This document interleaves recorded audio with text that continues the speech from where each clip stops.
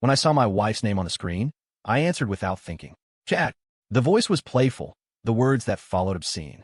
It was my wife's voice coming through the phone. My world tilted on its axis. My mind flooded with images of her fawning over another man, and a cold, electric rage struck me like lightning. I forced myself to breathe, to control the urge to scream into the phone. Under these circumstances, this had to be a pocket dial. If I blew up now, I'd tip them off. Today, I was going to catch them in the act. Based on the call, I used a location tracking app to pinpoint her phone. I grabbed an Uber and headed for the hotel. Inside the lobby, I approached the front desk. "Excuse me, what room is Crystal Miller in?" "I'm her husband." I kept my voice steady, my expression a mask of calm. But my hands were clenched into fists, my palms sweating. "I'm sorry, sir, but it's hotel policy not to give out guest room numbers. My wife's father is in the ER undergoing emergency surgery. This is life or death." I roared, dropping the polite facade. "If something happens because you delayed me, can you live with that?" The young woman at the desk flinched, terrified by my sudden outburst. "I'm so sorry, sir. I'll look it up right now." She quickly typed, "Sir, Ms. Miller is in room 404. I didn't wait for another word, bolting for the elevator and sprinting down the fourth-floor hallway. When I reached 404, the door was ajar. A woman's furious voice spilled out into the hall. "Slap! Chad Harrison, you live off my money, you eat my food, and you still have the nerve to cheat on me?" She seduced me. "I swear I'll never do it again, I'm so sorry." To prove his point, Chad Harrison slapped Crystal hard across the face. 5 red finger marks instantly bloomed on her pale cheek. "Chad, you..." Crystal's face contorted with rage, but knowing she was in the wrong, she swallowed her anger. "Don't think hitting this slut proves your innocence," the other woman sneered. "As of today, all business between Harrison Corp. and Vance Holdings is terminated." Chad looked like he'd just had an artery severed.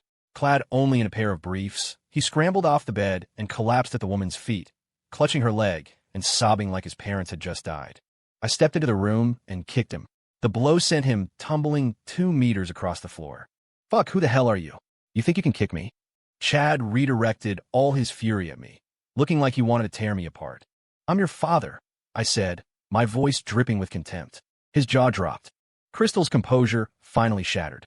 "Leo, what are you doing here?" Her face was chalk white, her voice a trembling whisper. Didn't you invite me?" I said, my stomach churning as I looked at the half-dressed, pathetic pair. They were 2 of a kind, a perfect match. Crystal was completely bewildered. Check your call history," I suggested with mock kindness. The moment she opened her phone and saw the log, she clawed at her own hair in a fit of despair. The other woman pieced it together. She pointed at the disheveled Crystal on the bed, a smirk playing on her lips. "So your name is Crystal, huh? Cheating on your husband, and you pocket dial him?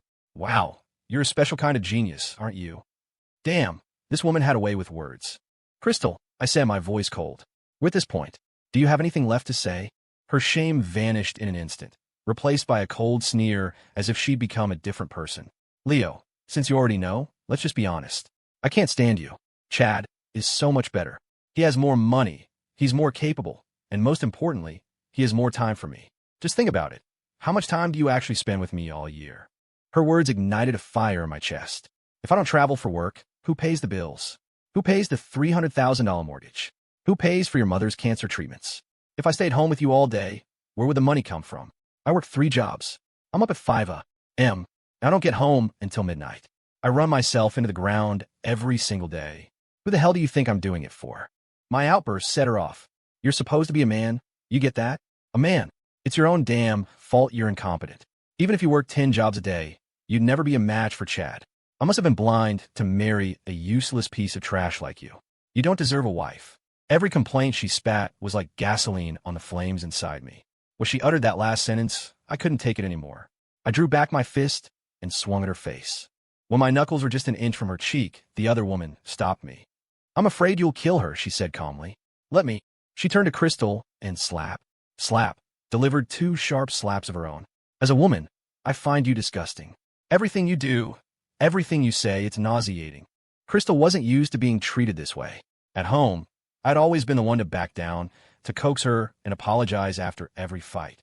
She couldn't handle this humiliation. The 2 women started fighting, one grabbing the other's collar, the other yanking a fistful of hair, neither willing to let go. Minutes later, the police arrived at the hotel. We received a disturbance call. You'll have to come with us for questioning. Chad and Crystal were still barely dressed. The evidence was pretty clear. They followed the officers out, heads hanging in shame. Now, it was just me and Chad's girlfriend. My name is Chloe, she said. And you? I lit a cigarette and took a long drag. Leo, my boyfriend and your wife did this. What are you going to do? What else can I do? Divorce. No man can accept being cheated on. For a man, hardship and exhaustion mean nothing. But loyalty? That's the bottom line. Maybe we should sleep together, she said suddenly. We're both single now. A little revenge on that miserable pair.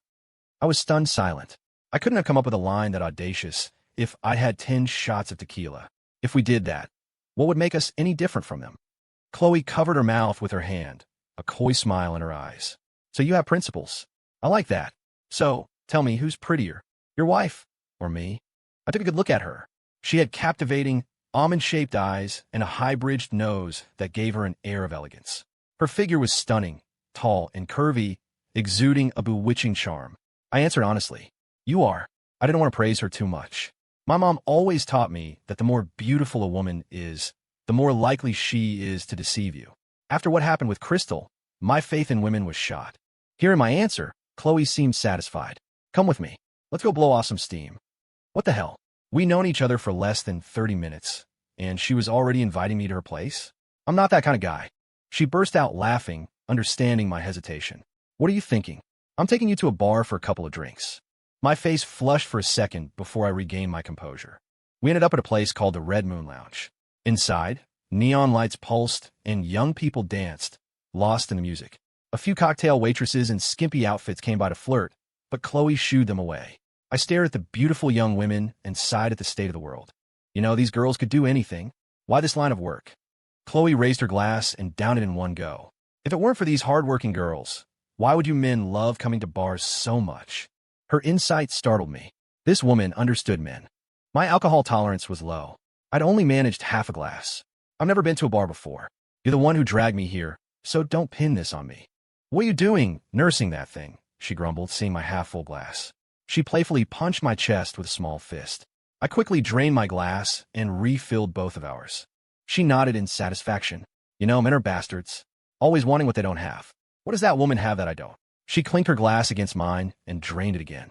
I gave a humorless laugh. You say men are bastards, but I think women could be just as bad. We met in college. We knew each other, fell in love, and got married. Crystal wasn't like this back then.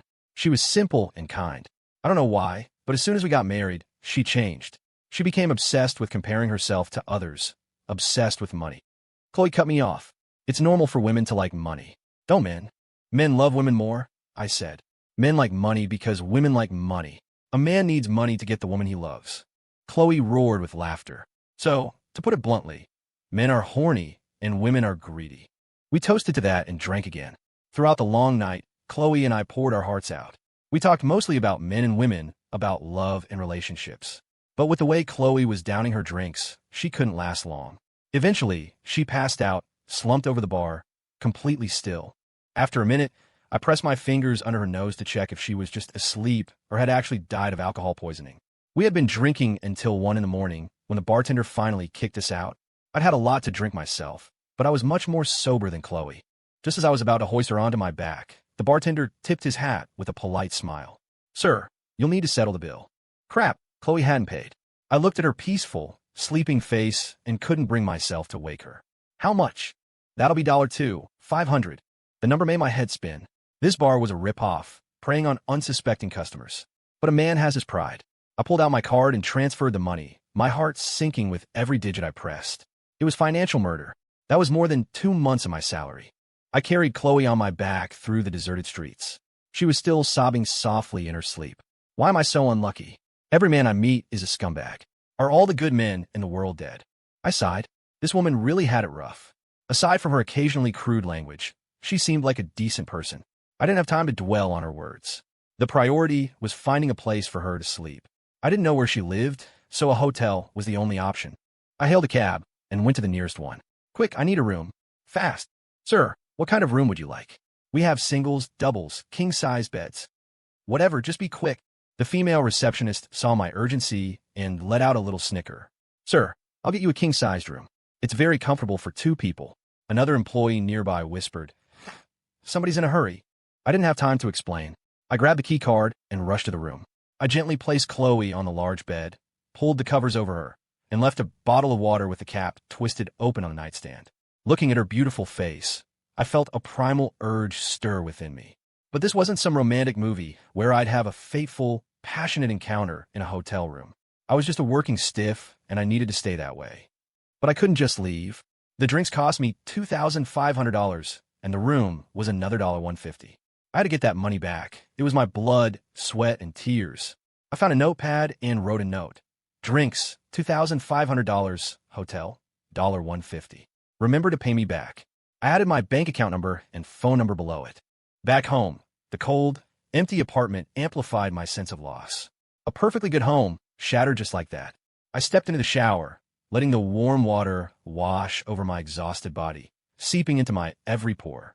Lying in my own bed, I was enveloped by a profound loneliness. I had always wanted to have a child with Crystal to fill the house with laughter. She always said I didn't earn enough, that we couldn't afford to raise a child, that we should wait until I made more money. Every time she said it, I thought she was trying to motivate me, pushing me to work harder. It was only after I caught her with Chad that I understood.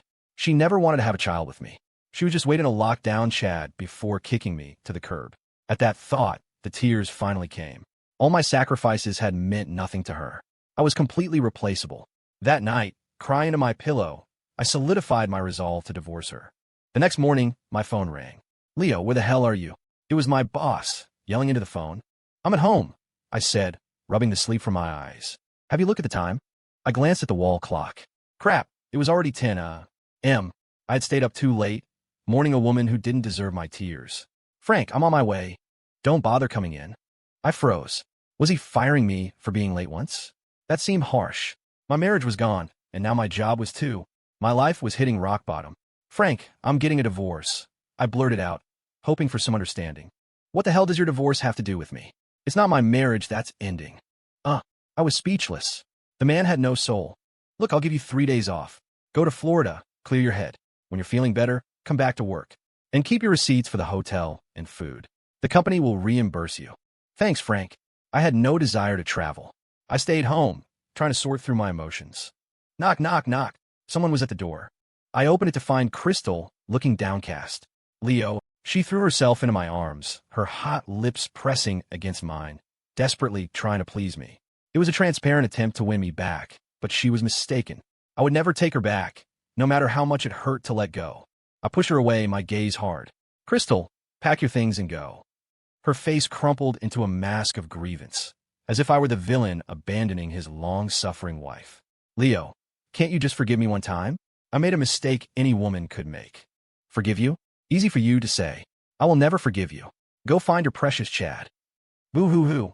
Crystal burst into tears. Faced with my coldness, her previous arrogance evaporated.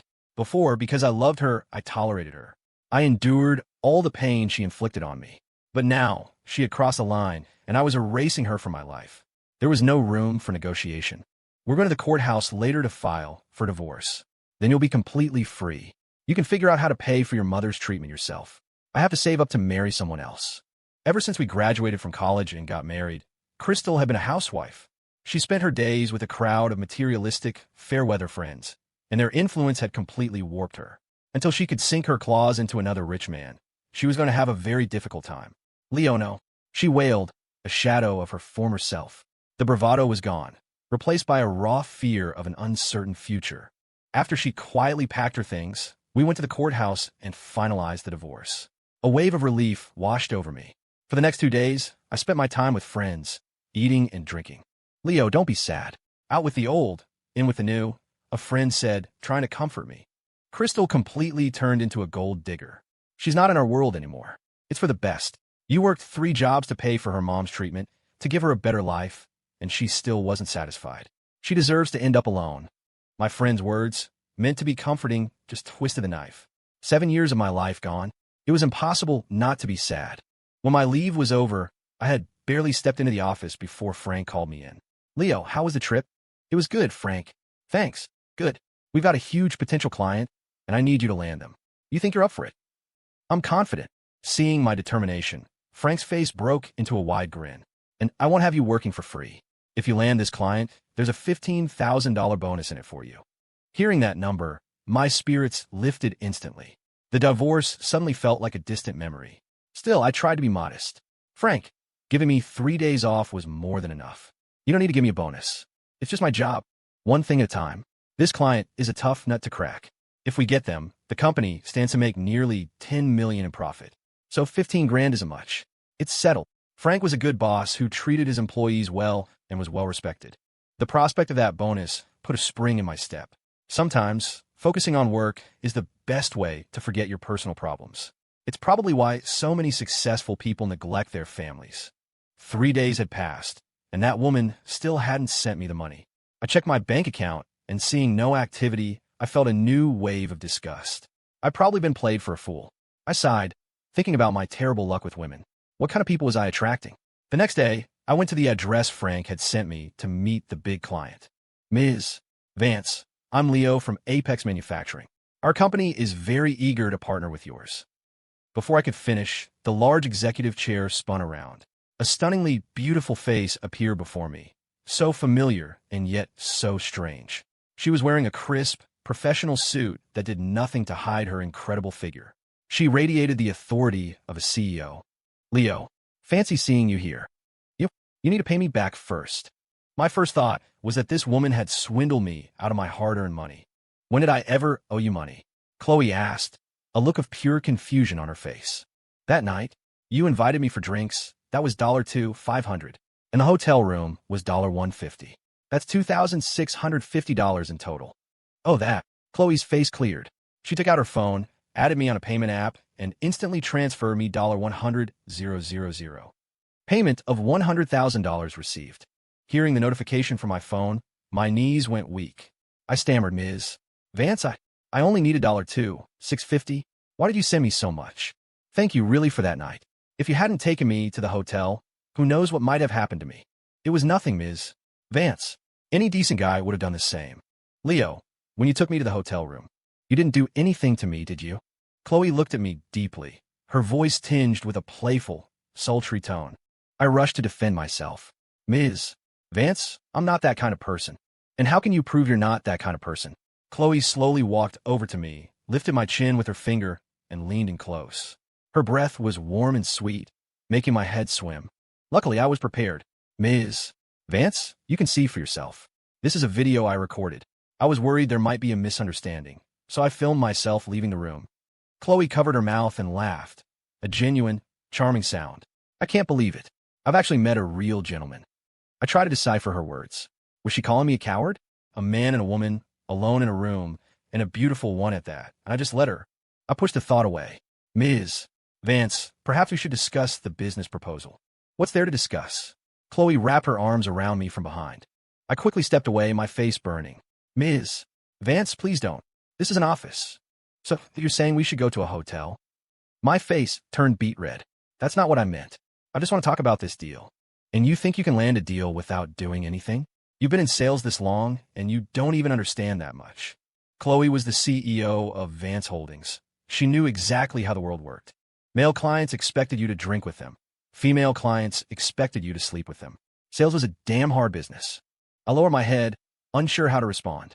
She seemed to read my mind and immediately dropped a bombshell.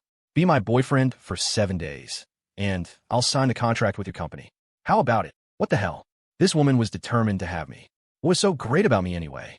Sure, I'm 6 feet tall, in good shape, and maybe a little better looking than the average movie star, but still. My mind raced. If I got this deal, it meant a $15,000 bonus. That was a whole year's salary for me, but it meant sacrificing my dignity for the next 7 days. Ms. Vance, I need to use the restroom. Chloe waved a hand, a slight smile on her lips. Go ahead. I found an empty hallway and quickly called my boss. Frank, Ms. Vance says she'll only sign the deal if I agree to be her boyfriend for 7 days. What should I do? Is that even a question? Do it. You're a man. What have you got to lose? What are you hesitating for? I guess that call was pointless. My boss would do anything to land this contract. I was a traditional guy. My upbringing told me this was wrong. I went back to her office. Ms. Vance, I accept. A sweet smile spread across Chloe's face. She took my hand. Then let's begin. You're having dinner with me tonight. Holding her soft hand, feeling her smooth skin, was a strange and wonderful sensation. That evening, Chloe took me to her home. It was exactly what you'd expect from a CEO. The mansion was magnificent, decorated with the most luxurious materials I had ever seen. I felt like a country bumpkin in a palace. "Leo, what do you think of my place?" "It's like heaven on earth," I said with a goofy grin. We went straight to the dining table, which was laden with a feast that could rival a state dinner. There was roast beef, Australian lobster, abalone, roasted lamb chops, and a whole leg of lamb. I stared at the delicious food, utterly speechless. Chloe chuckled and looked at me. "Leo, please eat." Hearing my host's permission, I lost all self-control and dug in, completely forgetting to pay any attention to Chloe. She watched my ravenous attack on the food with a shy smile, clearly amused that the stoic man from her office had zero resistance to a good meal. After dinner, we went up to the rooftop terrace of her villa. The moon was beautiful, the stars bright. We sat down and chatted aimlessly. "Leo, have you ever been in love?" "Of course." "What was she like?" "I can't remember her face clearly anymore," I said. "But she was the kind of person you see once and never forget." An envious look crossed Chloe's face, as if she too longed for that kind of beautiful love. "What about you? Ever loved a boy?" I asked. "I have," she said simply, then quickly changed the subject. "We should get some rest. I'll see you tomorrow." "Okay, you too." The next day, "Leo, today you're taking me out to have fun." "All right." I knew that despite being a CEO, Chloe wasn't happy. We went to an amusement park. We rode the carousel, roller coasters, a pirate ship, and a rainbow slide. By the end of the day, we were completely exhausted. "Leo, thank you," Chloe said, resting her head gently on my chest. "I haven't been this happy in a long, long time." "Ms. Vance, you're already so successful. You need to set aside some time for your life. People aren't meant to be slaves to their work." "You're right. Poor slobs like me excluded, of course, huh?" I immediately felt ridiculous saying it. Who was I to give her advice? Our lives weren't even comparable. "Don't call me Ms. Vance anymore. It's too formal. Call me Chloe." "Okay. And don't think so little of yourself. If you wanted it, everything I have could be yours." Chloe pressed her face against mine, as if she were afraid of losing me. "Chloe, I really don't get it. Why are you so into me? What have I ever done to deserve your attention?" I could never figure out why this incredible stroke of luck had fallen into my lap. "You'll find out eventually," she said, offering no further explanation. For the next few days, we lived in a whirlwind of fun, traveling from state to state, exploring mountains and beaches, indulging in all the pleasures that wealth could buy. By the seventh day, a sense of calm had settled over us. "So, what's the plan for today?" Chloe asked, her big eyes blinking at me. "We've been playing so hard. How about we get some tacos today? I know a great spot." "Okay." Chloe's face lit up like a child's. Girls usually love street food. It's a way to indulge without feeling too guilty about carbs. I took her to a little alley I knew well, a place where I'd often go with my friends for drinks and cheap eats. Bringing a CEO to a food truck in an alley. "I hope you're okay with this." I watched her expression carefully. I grew up the hard way, you know. I'm not some pampered princess. I'm not picky. Chloe took the menu I handed her. "Order whatever you want." Watching her tuck a stray strand of hair behind her ear as she scanned the menu, I was struck by how beautiful she was. Utterly, breathtakingly beautiful. "I've ordered. See if you want to add anything." She passed the menu back to me. "You said you grew up the hard way." I found that hard to believe. Do I look like a spoiled rich girl to you? Actually, no. I grew up in an orphanage. I've never even met my parents.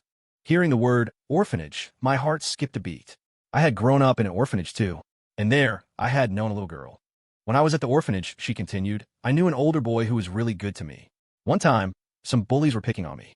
They had sticks, and they were hitting me, but the big brother held me tight, shielding me with his own body.